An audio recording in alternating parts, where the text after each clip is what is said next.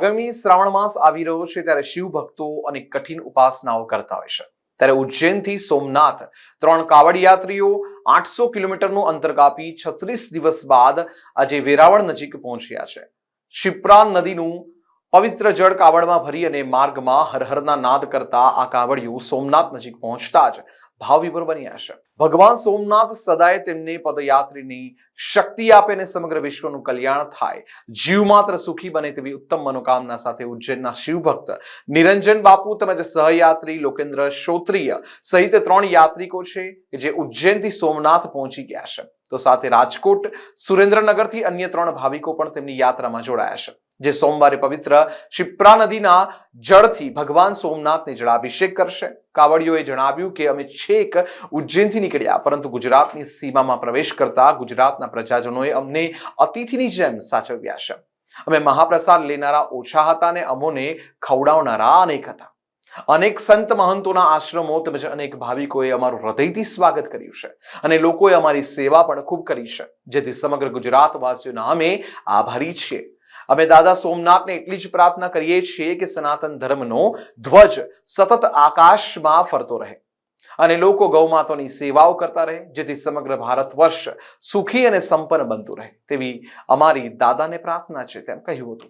नाम लोकेंद्र श्रोत्री है और सर्वजन हिताय सर्वजन सुखाय के भाव को लेकर हमने शिप्रा जी का जल 30 तारीख को भरा और वहाँ से चलकर हम बदनावर, थानला, पेटलावत, लीमड़ी, लीमखेड़ा, दाहोद होते हुए इस रास्ते से आज यहाँ पर पहुँचे हैं और गुजरात की जनता का अपार प्यार और स्नेह हमें पूरे रास्ते में मिला।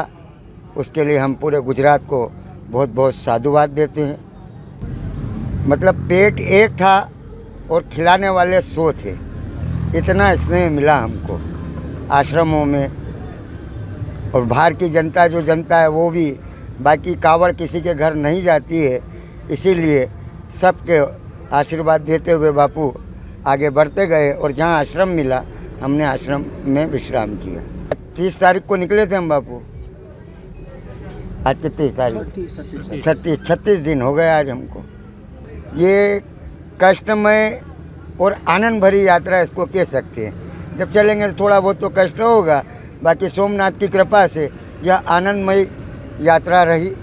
सोमनाथ से हम उज्जैन से हम 3 लोग निकले थे और ये भाई हमारे रास्ते में मिले और ये भगत आज आए हैं, ऐसे करके हम 6 जने हो गए।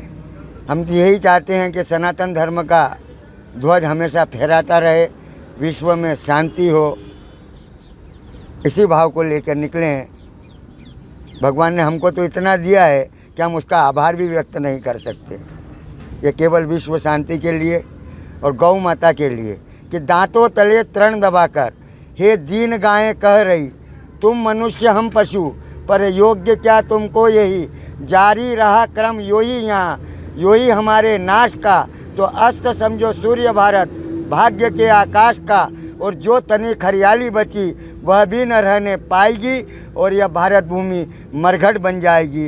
इसके लिए हम गौ माता का प्रचार करते हुए सब यहाँ तक पधारे हैं। 27 वर्ष से मैं महेश्वर से उज्जैन कावड़ यात्रा ओम प्रकाश जी मंगल की यात्रा में सानिध्य में, गुरु जी ओम प्रकाश जी मंगल की सानिध्य में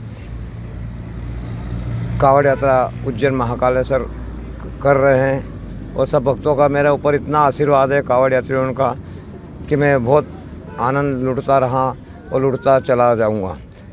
उज्जैन से ओंकार जी में भी जल चढ़ाता हूं, जिसके बाद सब भक्तों की ऐसी कृपा है।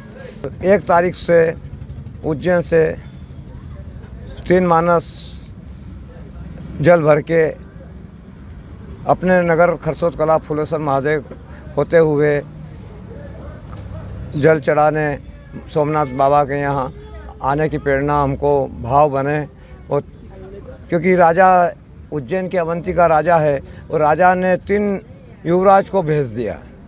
युवराज बन के हम माँ शिप्रा का जल लेके उज्जैन में बलदेव भगवान का पंचकोशी यात्रा में बलदेव भगवान का रहता है, जहाँ हर व्यक्ति को बल देना पड़ता है और जाते समय वापस बल देना पड़ता है। तो घोड़े भी चढ़ाए जाते हैं, छोटे छोटे घोड़े मिट्टी के। तो हम हमेशा बल देता ही नहीं हूँ, क्योंकि बल की ज़रूरत पड़ती रहती है जहाँ जाओ जहाँ, तो बल हम देते नहीं हैं। वहाँ से बल लिया नागचंद्रेश्वर महादेव से, और तीनों भक्त इंदौर से उज्जैन से चल के सोमनाथ बाबा की ओर चले आ रहे हैं। इससे ज़्यादा आगे कुछ नहीं कहना चाहता हूँ।